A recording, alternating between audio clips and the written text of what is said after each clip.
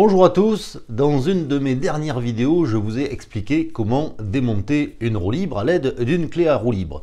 Ça, c'est valable si vous avez la clé qui va bien sur votre roue libre. Mais sur certaines roues libres anciennes, les outils ne sont pas disponibles. Donc un de mes abonnés, Thomas Borès, m'a demandé d'expliquer comment fabriquer une clé pour une roue libre ancienne. Donc pour ça, je vais utiliser ce vélo. C'est un Automoto de 1939. Et il y a une roue libre moine qui nécessite une clé à roue libre particulière parce qu'elle a des dimensions qui ne correspondent pas aux clés à roue libre Maillard par exemple. Donc je vais essayer de fabriquer une clé à roue libre et cet abonné Thomas Borès me dit sans tour ni fraiseuse, c'est délicat pour arriver à fabriquer cette clé. Donc je vais essayer de relever le défi et de fabriquer cette clé à roue libre avec les outils que vous avez tous dans votre garage.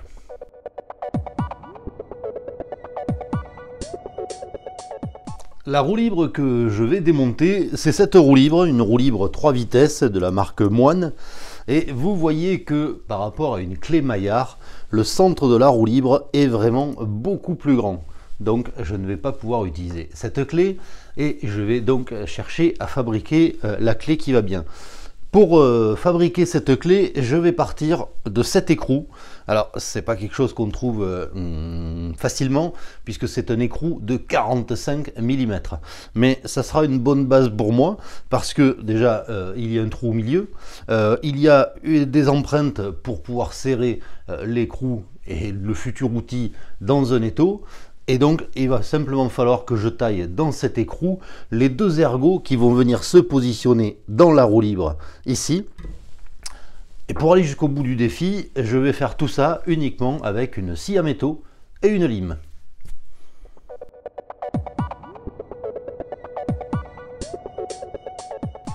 Avant de se lancer dans la fabrication et de donner le premier coup de scie, la première chose à faire, c'est surtout à faire une prise de cote très précise pour savoir quelles sont les dimensions du futur outil.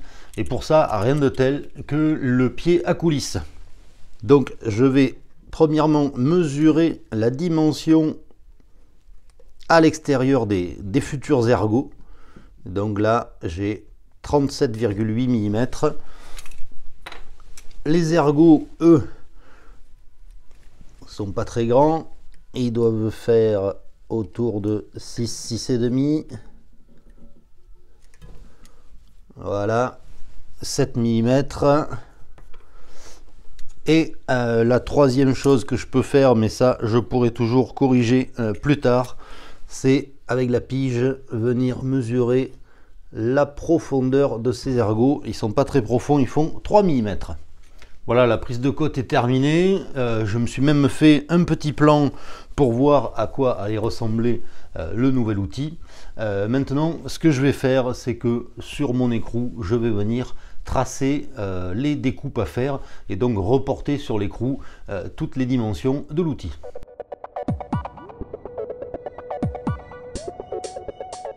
Donc dans un premier temps, je vais m'aider avec les pointes là de l'écrou pour pouvoir tracer un axe et je vais tout tracer à partir de ça.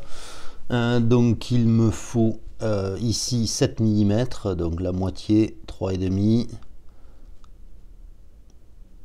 Ah, il vaut mieux découper plus large que plus étroit. En découpant plus large, ça permettra après d'ajuster à la lime, vraiment à la fin.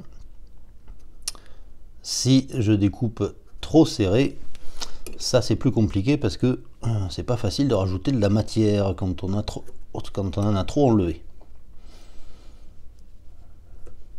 Donc ça en gros c'est la forme de mes ergots.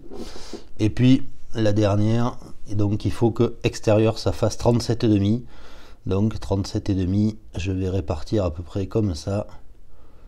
Voilà. Donc ici à 0 et ici à 37, 38 même. Voilà.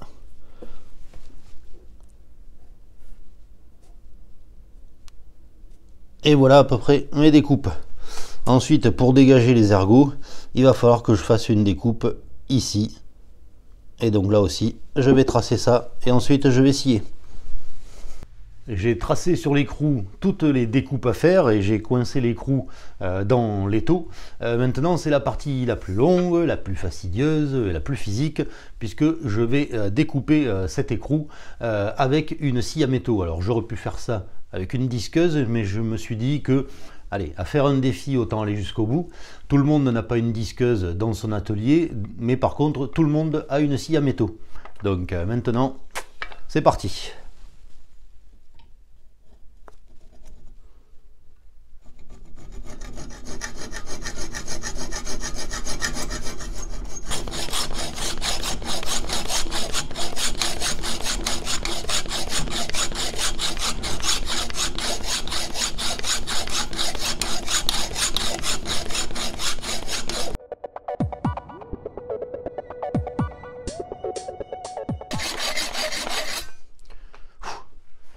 Bon, ça fait un moment là que j'essaye de scier cet écrou qui est vraiment costaud. La scie à métaux, c'est pas mal, mais là je pense que je vais attaquer directement à la disqueuse. Ça ira plus vite et ça sera moins fatigant.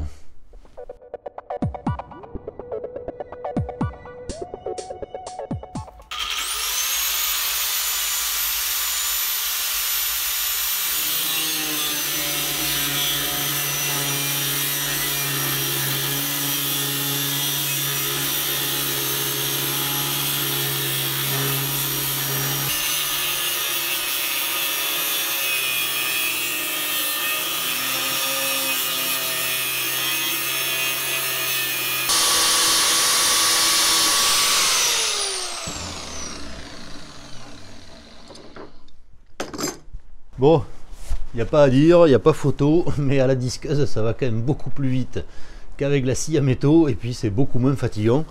Donc vous voyez qu'au bout d'un quart d'heure à peu près de découpe, je suis arrivé à ce résultat. Alors c'est une ébauche.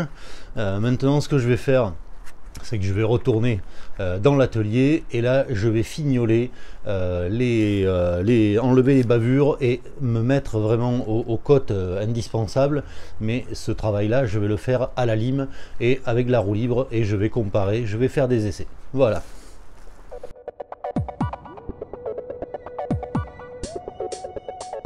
Retour à l'atelier pour un premier essayage et c'est là qu'on va voir s'il y a encore beaucoup de travail à faire sur cet outil.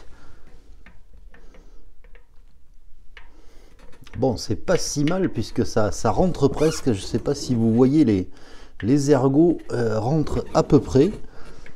Je pense qu'on n'est pas loin du compte. Avec quelques coups de lime, ça devrait mieux rentrer.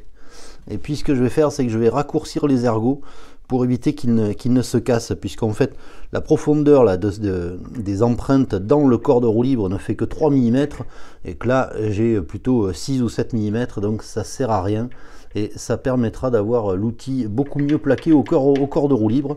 Donc maintenant c'est sur les taux que ça va se passer.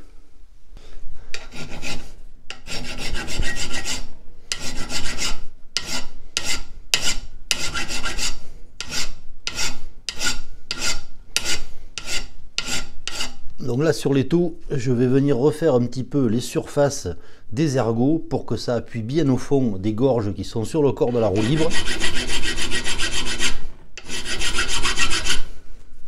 Et puis je vais enlever un petit peu de matière sur les côtés parce que ça rentre vraiment très juste. Donc je pense qu'il y a, allez, 1 ou 2 dixièmes de millimètre à enlever, mais pas plus. Là il faut vraiment être prudent, faire différents essais pour pas enlever trop de métal.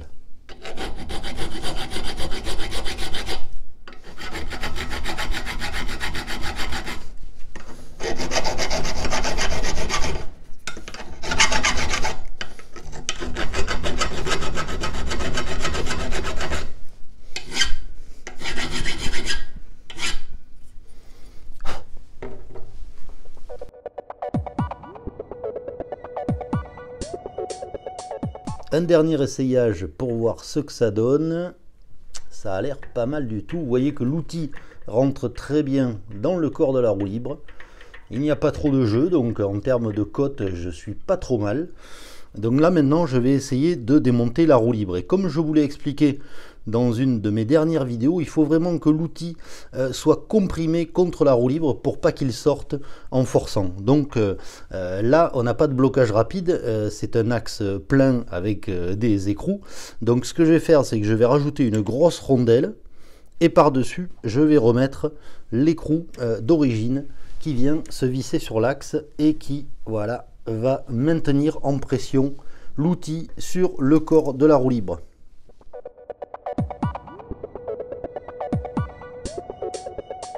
Pour le démontage de la roue libre, enfin j'espère arriver à la démonter, je vais venir coincer l'outil dans l'étau. Là, vu que l'écrou fait 45 mm, je n'ai malheureusement pas de clé à molette assez grande, et puis c'est toujours bien d'utiliser un étau parce qu'on a plus de force et que si la roue libre est bloquée depuis longtemps, il n'y a que comme ça qu'on va arriver à la débloquer.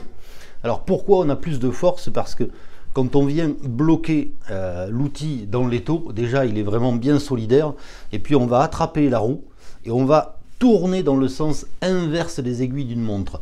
Et le diamètre de la roue fait qu'on va avoir un grand bras de levier, donc normalement ça devrait sortir tout seul. Enfin ça c'est normalement, donc on va essayer. Alors là il faut forcer. Ah, ça bouge. Oui, super. Bon, et je crois que le pari est réussi. Et voilà, ça vient tout seul. Bon, je crois que là, je m'en sors pas mal, puisque j'ai réussi à démonter cette satanée roue libre. J'ai réussi à fabriquer l'outil qui va bien et qui donc va me servir longtemps. Donc vous voyez que c'est un tuto pas forcément pour les débutants, il faut être un minimum bricoleur, avoir un minimum d'équipement, mais vous voyez qu'il y a quand même toujours une solution aux problèmes qu'on rencontre.